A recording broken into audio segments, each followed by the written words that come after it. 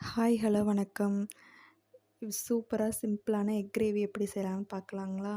அதுக்கு ஒரு பேன் எடுத்து வச்சுக்கோங்க. அதுக்கு ஆயில் விட்டு பட்டை, சோம்பு நல்லா பொரிஞ்சதுக்கப்புறம் 2 மீடியம் சைஸ் பெரிய வெங்காயம், 2 தக்காளிய நல்லா அரிஞ்சு கட் பண்ணி எடுத்து வச்சுக்கோங்க.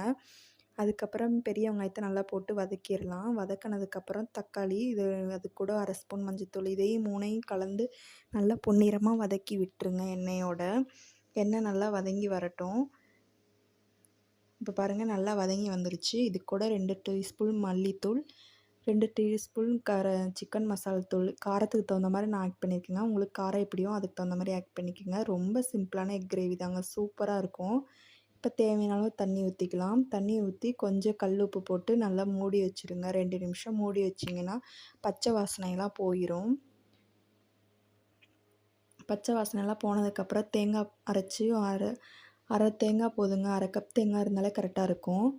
நல்லா அரைச்சி ஊற்றிட்டு நல்லா அது கொதிக்கிற ஸ்டேஜில் முட்டையை கட் பண்ணி உள்ளே போட்டுருங்க. முட்டையை கட் பண்ணி உள்ளே போட்டதுக்கப்புறம் 1 நிமிஷம் கழிச்சு பெப்பர் 1 ஸ்பூன் ஆட் பண்ணியிருக்கேன்.